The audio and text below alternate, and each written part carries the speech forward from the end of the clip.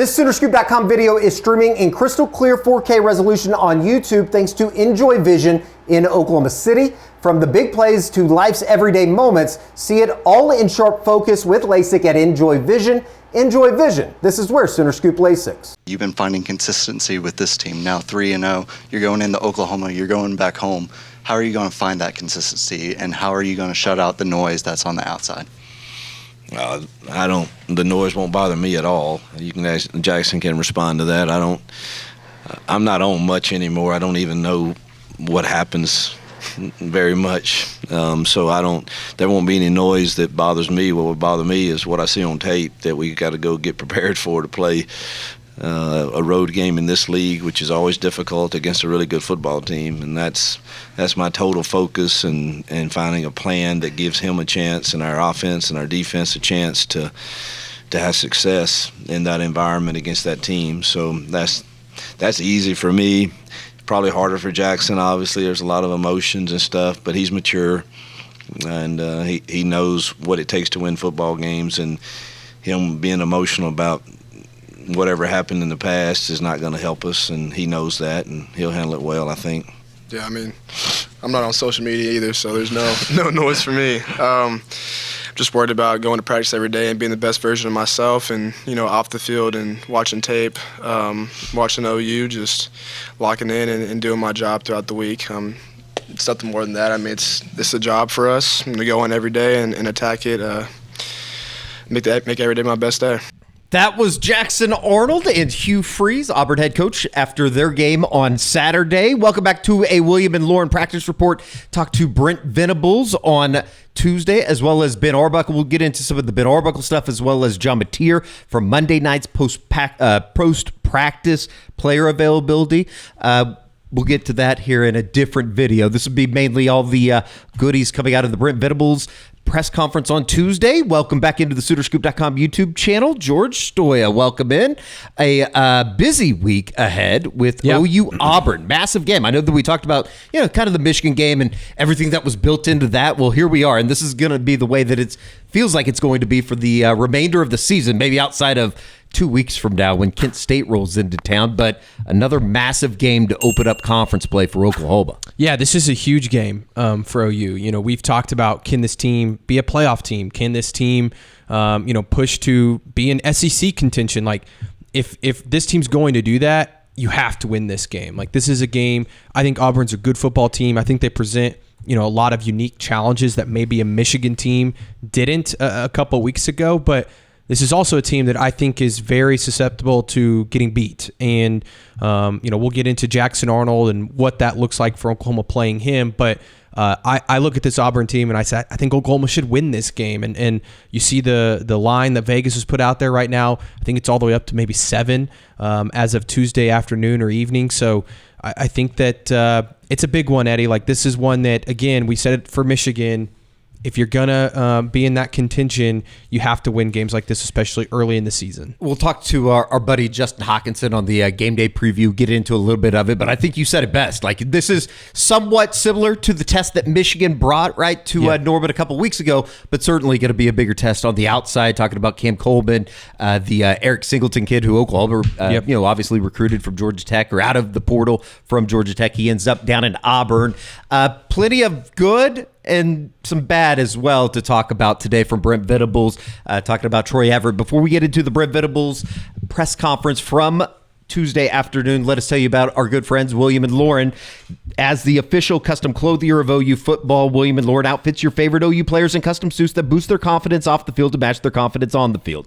Their perfectly tailored clothing ensures every suitor stands out in comfort and style at prices that make luxury accessible. You can visit William and Lauren in Oklahoma City or online at williamandlauren.com. They also have that Tulsa location for our listeners or viewers in the 918. That is online at williamandlauren.com. Dress like a champion and make your style as legendary as OU football. Saw plenty of Oklahoma players during the Walk of Champions, which I would expect is to be packed come Saturday. Yeah, I guess mid-morning, early afternoon, mid-morning, early afternoon. What time do they usually do that? Games 2.5 hours 2:30, before? so yeah, probably about 11:45, noonish if you will, give or take. I would imagine that, and Brent Venables talked about it at the press conference on Tuesday, another game that Oklahoma fans can have a massive impact in. I know that was a scene. It was a good atmosphere down there at Auburn last year. First time Auburn. They're one of the 5 teams making their first trip to Norman. All right, let's get into some of the Brent Venables stuff from Tuesday. And the first major blow to the offensive line. Obviously, Michael Fasusi. We'll get into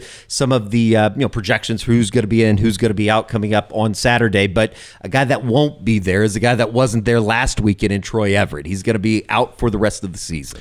Yeah, and it just sucks. I mean, this is a guy that you had penciled in as your starter at center. Jake Michaela kind of took over that the last couple of weeks now, but still a really good player that you want available. And we can get into the center depth here in a second after we hear Brent talk about it. But it's just one of those guys, captain on this football team, had worked really hard to get back healthy, last year. And it sounds like it's the exact same injury he suffered back in the spring of 2024 and played good football for you last year. This year, I think that he was a really solid guy, a really good depth piece that, again, you could really use on a week like this where Jake Michaela might not be 100% after rolling his ankle against Temple.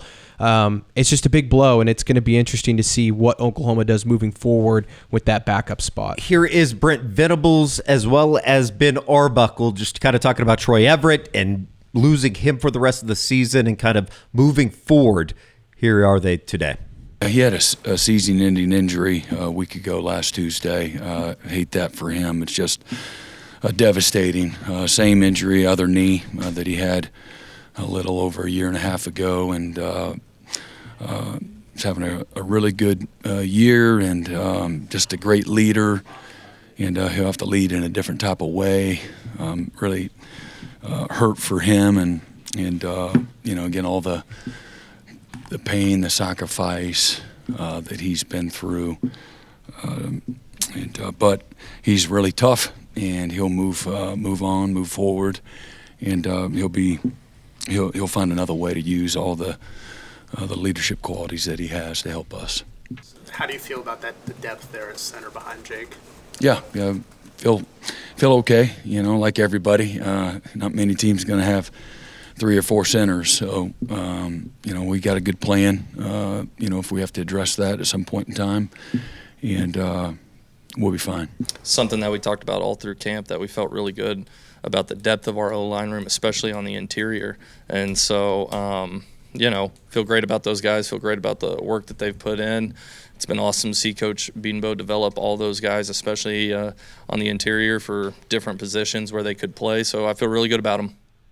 All right, let's talk about Oklahoma offensive line situation, because here we are again, and it seems like the injury bug's bit a little bit. I think that the main rally cry going into Saturday is survive, and then you get to the bye week. I think the bye week is going to come at a really good time for this team, especially on that offensive line, to get some of these guys healthy.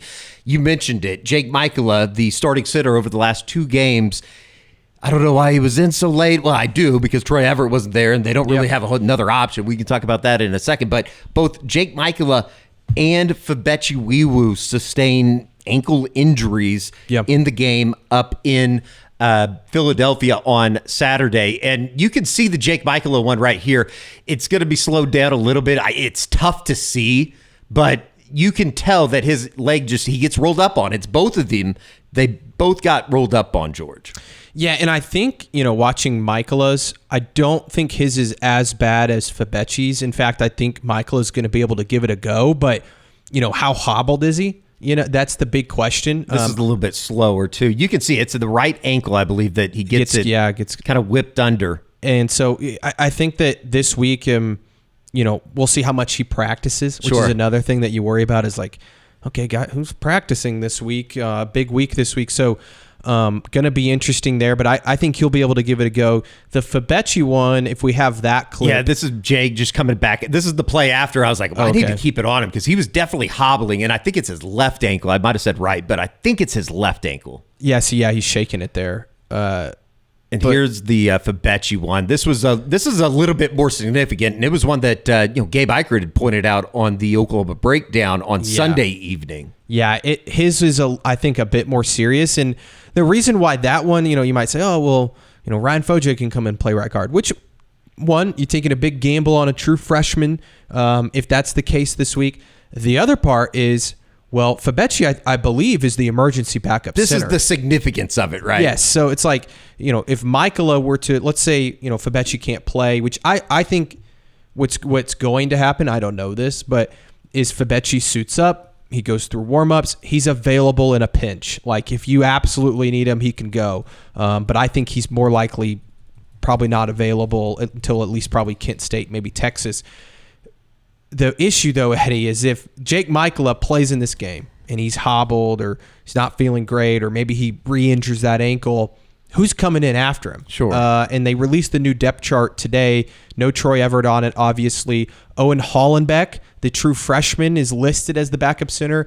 I think there's a chance you'd see maybe Gunnar Allen, who came in late in the Temple game. He's a walk-on from Aledo, Texas. He's been in the program now, I think, 3 or 4 years. Not the biggest guy. Sean Hutton, maybe, a true freshman walk-on. I mean, you're talking about running some guys out there that haven't played significant snaps. Here's Gunnar Allen, number 57. He was in the game on Saturday late in the fourth quarter. We might be the only crew, too, with some Gunnar Allen B-roll. Which, I don't know anything about Gunnar Allen. Sure. Again, we're just throwing hypotheticals out there because we just don't know, what the plan was. And, talking to Brent and Ben Arbuckle today, it sounds like they've come up with something. Maybe it's moving some guys around. Maybe an Eddie Pierre-Louis can play some center for you, or maybe a Foje could slide in, though I think he's probably too big to play center. They could shuffle some guys. Ozaida is another one. But you're definitely in a situation now that you have got to really make sure that Michaela doesn't get hurt. Yeah, you want to keep him upright. There's no doubt about that. And with the Auburn defensive line coming in that Brent Venables talked about on Tuesday, we'll get into more of it in the game day preview. It's a very good group, and the same could be said for the offensive line. It's going to be another one of those battles that we talked about the week of Michigan. You got to be physical. You got to be able to find a way to win the offensive line, defensive line, the line of scrimmage. Yeah, for sure. And I just that's the part that it's like, you feel good about Oklahoma this week, and then some of the injury stuff, and everybody's banged up, but sure, some of the injury stuff is certainly a little bit concerning, especially at center. The other major news coming out of Tuesday was surrounding R. Mason Thomas, and he's going to be suspended for the first half of the game on Saturday because of the targeting call in the second half of the Temple game on Saturday. It sucks. Not much you could say about it, and I didn't really think, we talked about it on the game day rewind with Josh McQuistion. You put in the appeal. Most of the time, you don't win that appeal, and this is kind of where they have to sit now. Yeah, and I mean, look, again, by the rule, it was targeting. If you can hate the rule all you want. I've said for a long time, I don't understand why guys, if you eject them in the game, sure, but why are they having to miss the next game? It seems a bit ridiculous, but it is what it is, and you're just going to have to hope that some other guys can step up. Here is Brent Venables talking about the loss of R. Mason Thomas, and they've obviously been building some quality depth at defensive end. They're going to have to lean on a couple guys on Saturday in the first half. Yeah, he's going to miss the first half.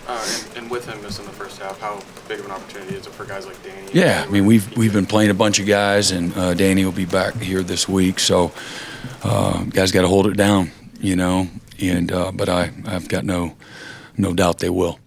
We've talked about Marvin Jones Jr. He's had a fantastic season through the first 3 games of the season. PJ Adebore's another one of the guys, as well as Taylor Wine. I want to talk about PJ Adebore, though, because Brent talked about him on Tuesday. But first, let us tell you about our good friends over at Ponchos.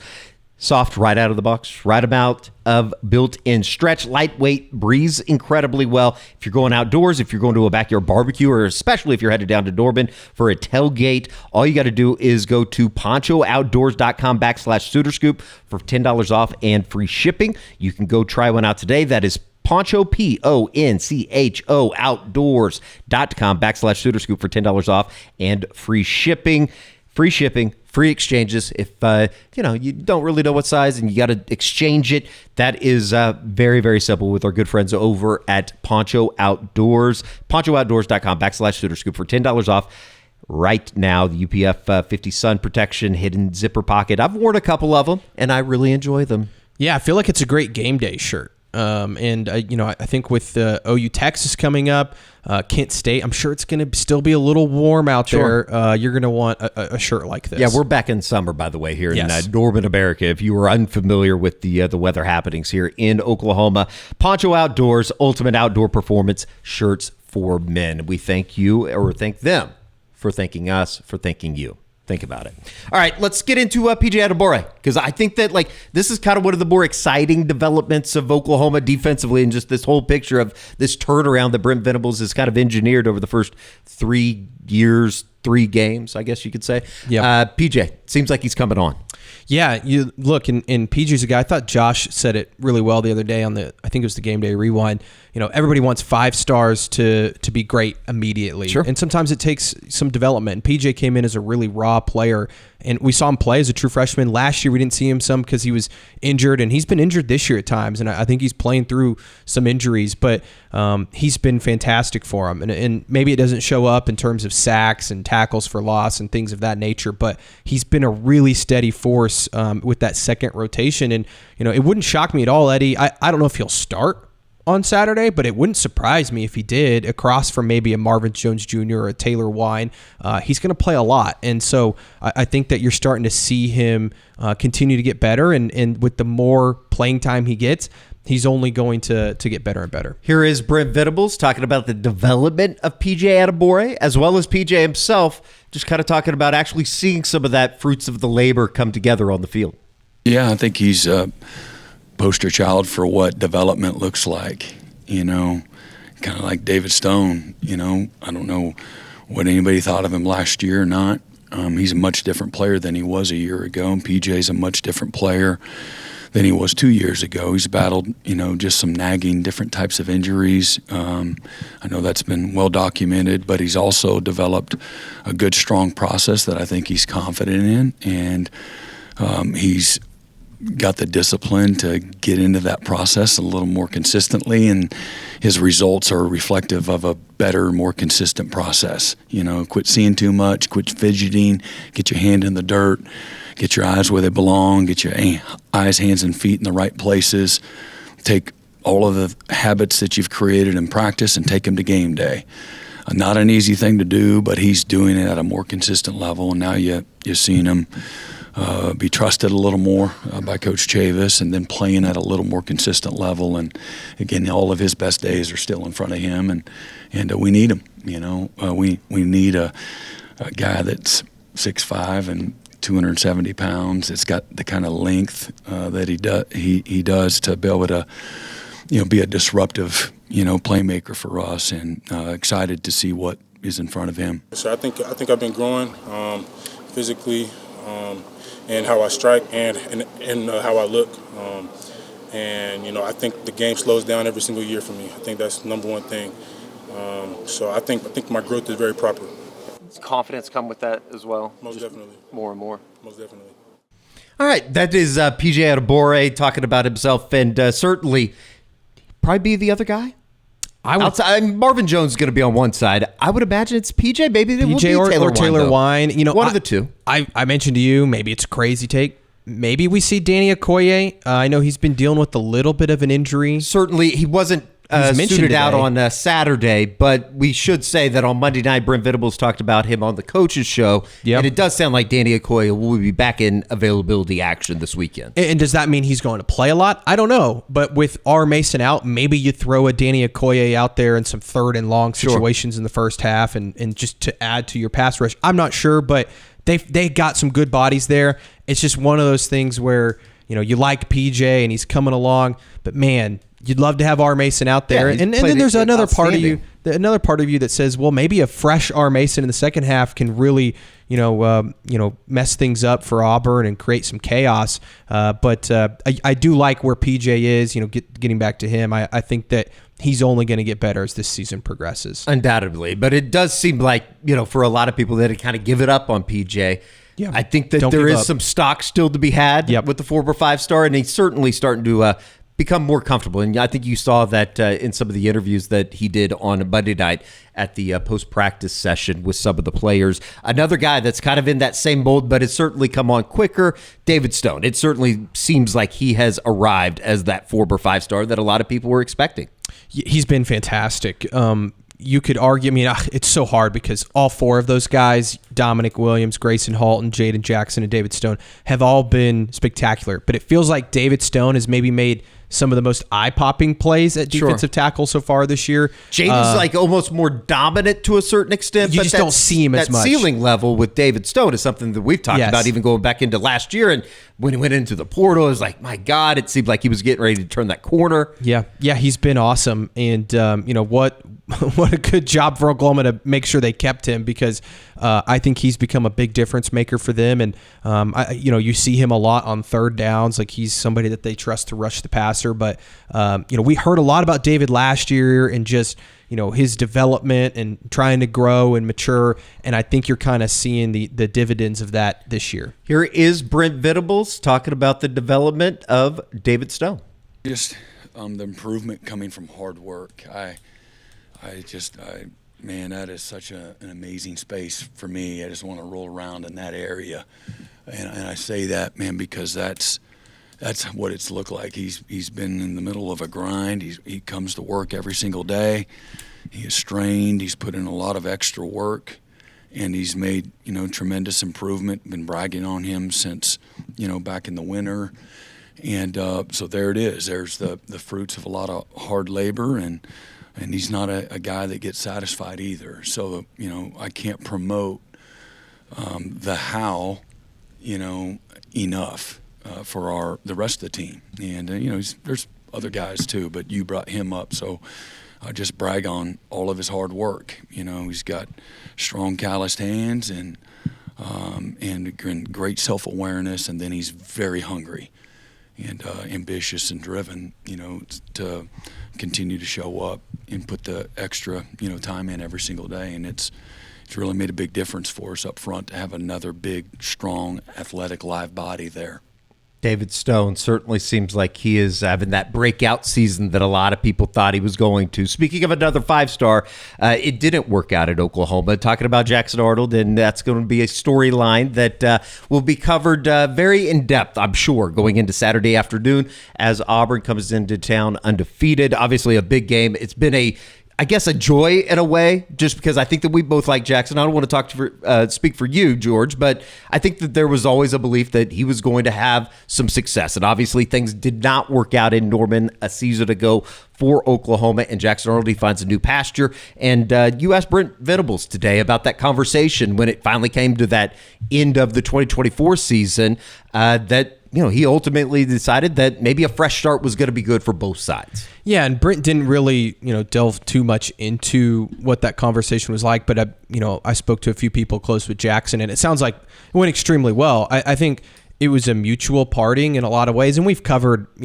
this a lot, but I think Oklahoma knew it needed to go maybe in a different direction. Brent has said, I think it was at media days, that they didn't want to lose Jackson, but in today's world, you just can't hold on to guys. And also the way last year went, I don't think you can blame Jackson for wanting to go somewhere else. Sure. And everything that went into last year, from being benched, his offensive coordinator's fired, halfway through the season, he comes back in as the starter.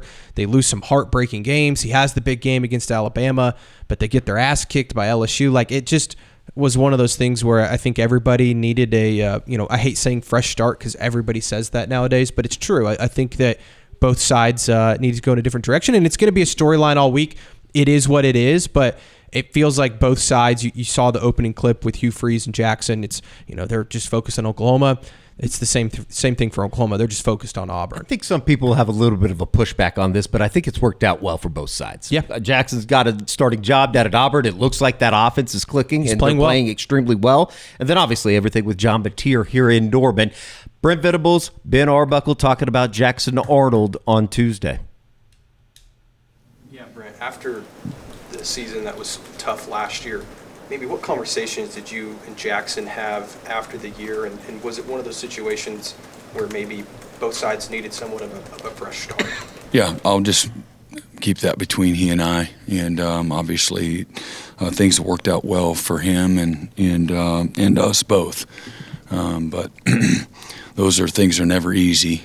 And but it's just the environment that we're in, and I'm really happy for him that he's having great success. Where have you maybe watching him on tape? Where have you maybe seen him improve from last year to this year? I think he's the same guy. I think he's got a healthy football team around him, and he's having great success running, throwing, being really efficient. He's taking care of the ball, and the people around him are good. Can't play quarterback by yourself, right? So I think the offense and their defense complement one another, and he's really done a great job. The job here, you probably had a pretty good feeling that John was coming with you, but how much of it all did you get to know Jackson Arnold before he got in the portal in the winter, and what were those conversations maybe like? I had one conversation with Jackson. He was great. He's super respectful, but that's really about kind of where it ended. It's just one of those deals where he felt like he needed a change for whatever reason it was, and all I've heard from everybody is that he's a great young man. And so, besides this week, I hope nothing but the best for him. I like rooting for good people, and everyone that I've talked to says he's a great young man. But as far as our communication, we really had one conversation, and that was about it. Oklahoma offensive coordinator Ben Arbuckle talking about Jackson Arnold. And you can watch the entire Brent Venables press conference on Tuesday here on the SoonerScoop.com YouTube channel. Should note, probably the shortest press conference Brent Venables has ever done. I think we were running at about 18 minutes on Tuesday, and you can read into it whatever you want. It seemed like he was rather focused. Yeah, rather focused on the game plan rather than talking to us scumbags. Well, and the thing you have to remember from Brent's perspective, like the media obviously wants to make this storyline all week, and it is one, right? Like everything that happened last year, Jackson coming back, being on Auburn and even the Auburn game last year and how that all went down. Like, it is a big storyline. But from Brent's perspective, I think that he wants to keep it focused on the game, winning the football game, getting off to a good start in the SEC. And I think you can respect that and understand that. And also know that he's just trying to be up there and not give any bulletin board material. Sure. Not say anything that, again, not that he would get up there and bash Jackson Arnold. I genuinely think he, still likes Jackson and all of those things. I just think that he was very intentional with what he was saying, and I think he was purposely a little short today. Should also note that Jackson Arnold turned down availability down in Auburn to talk to the media on Tuesday when the players usually do, but certainly it's going to be interesting to see what this version is. I know that we all sat around and watched that opener down in Waco, and they looked extremely good. This is a good Auburn football team that's coming up to Dorman, and better than last year's team. 100%. So they were really bad. I mean, not really bad, but they were not very good a year ago. But also a game that Oklahoma also almost lost. Yeah, well, OU wasn't very good either. A year ago. The KIP 6, which sometimes gets forgotten about, but I'm sure it doesn't get forgotten about in your circle out there. All right, that's going to do it. We will reset. We'll talk about Ben Arbuckle, also a little bit from John Mateer on Monday night as Oklahoma heads into the OU Auburn game coming up on Saturday, the first conference game of the season at 3-0. For George Stoya, I'm Eddie Radosevich. We'll see you back here on the SoonerScoop.com YouTube channel.